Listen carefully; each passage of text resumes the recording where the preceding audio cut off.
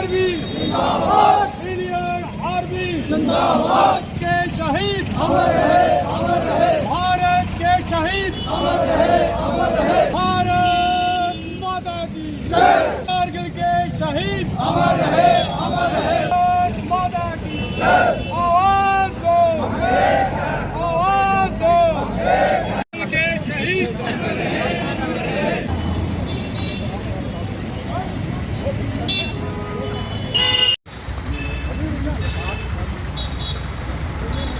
माता की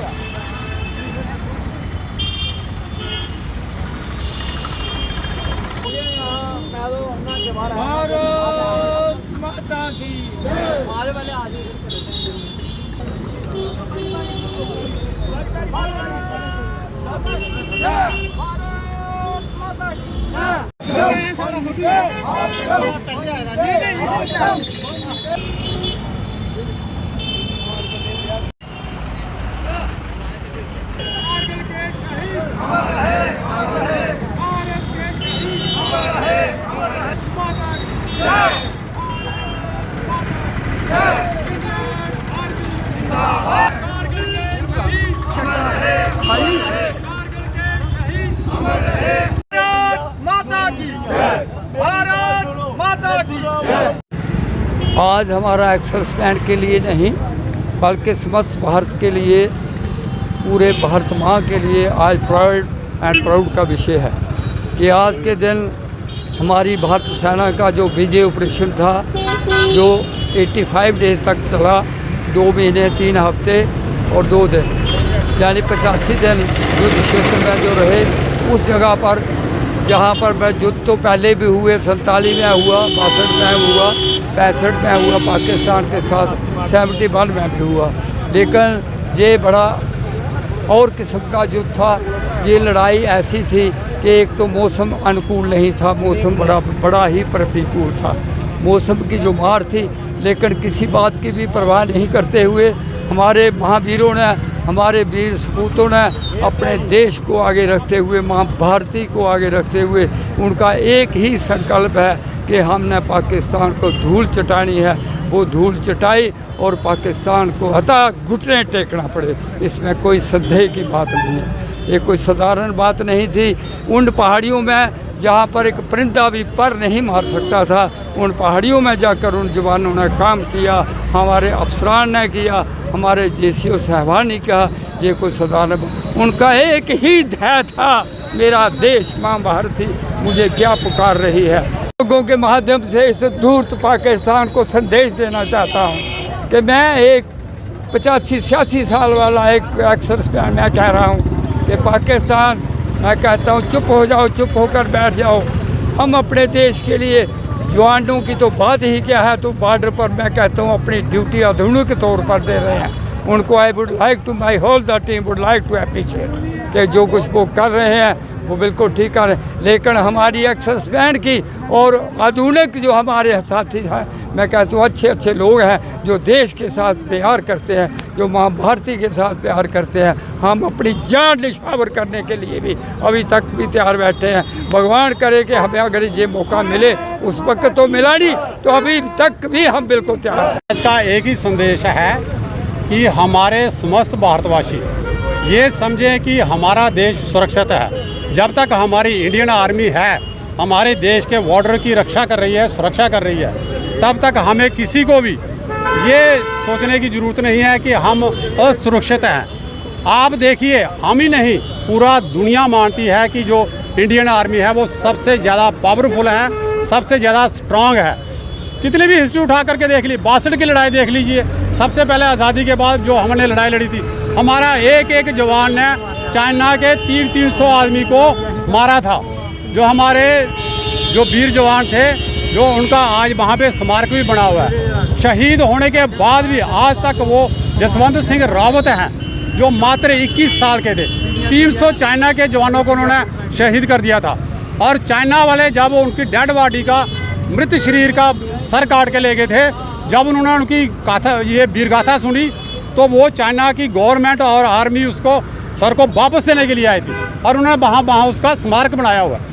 आज तक भी हमारी पूरी आर्मी जो है उस वीर जवान को वहाँ पे पूजती है और उसका एक बाकायदा मंदिर बना हुआ है। तो मैं देशवासियों को यही कहना चाहता हूँ कि आप सुरक्षित हैं जब तक हमारी आर्मी क्या मौका आपको? अरे सर, हम जब भर्ती हुए थे हमारी भी उम्र उस टाइम में 20 साल की थी और आज हमें 30 साल भी हो गया रिटायर हुए। आज कल क्या आप आज हमें बोलो किस बॉर्डर पे जाना है, कहाँ जाना? हमने ग्लेशियर तक हमने नौकरी की हुई है। देश के लिए मरना सबसे बड़ा जो है इनाम है, परोपकार की बात है। अरे जीना किसके लिए है? हर इंसान ने जो पैदा हुआ है उसने तो जाना ही जाना है और देश के लिए अगर हम अपने प्राणों की आहुति दे दें तो इससे बड़ा तो हमारे लिए और कोई तोहफा ही नहीं हो सकता है।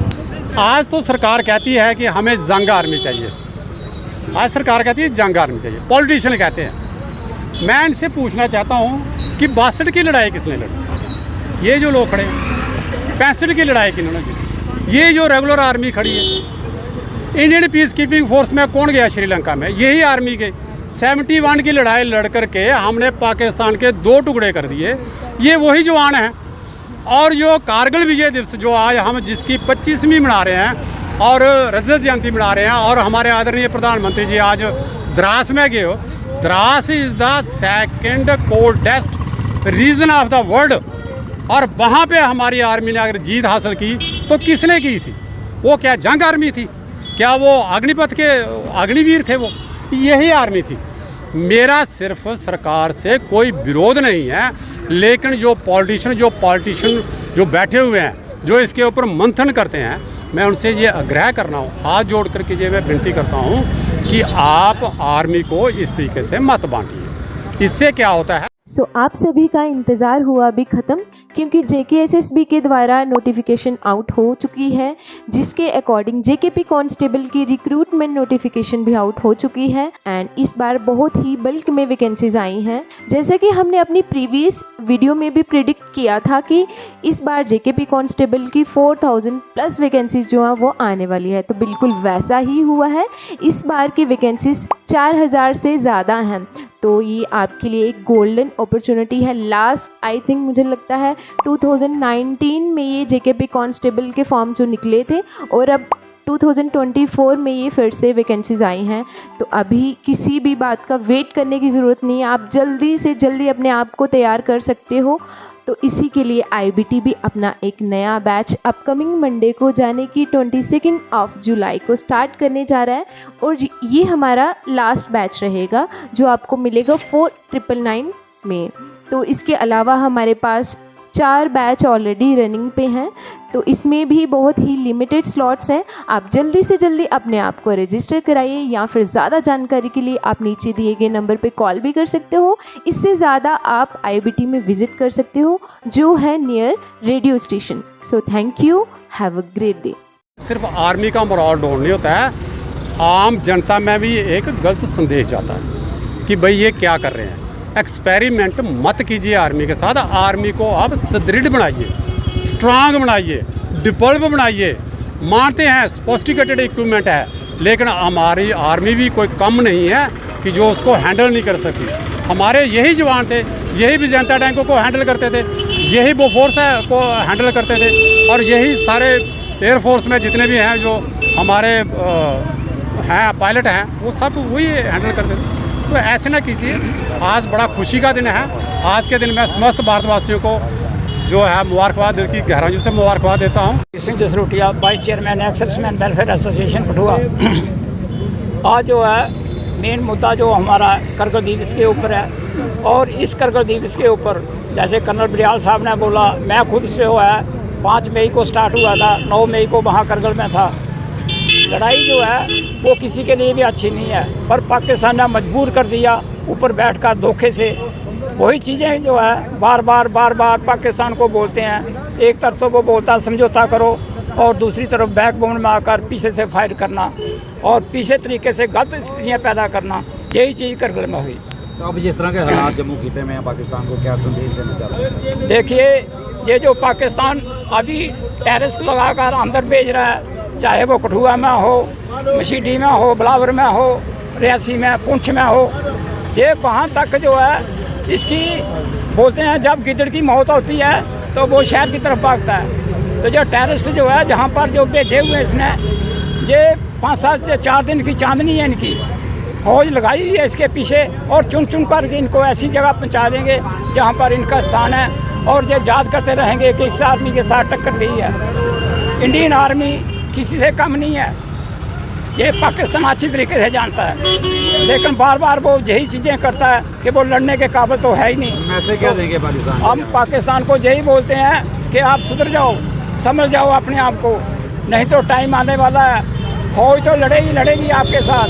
जो एक्सर्समैन है जहाँ के, वो भी आपको छोड़ेंगे नहीं। गवर्नमेंट को चाहिए कि एक्सर्समैन की मदद ली जाए, जहाँ जहाँ बॉर्डर है, जहाँ जहाँ उनका गांव है, जो एक्सर्समैन सब कुछ जानते हैं, और इनको इस तरीके से ठोकेंगे कि ये याद करते रहेंगे ज़िंदगी भर कि हमने किसके साथ पाला पड़ा था, और याद करते रहेंगे।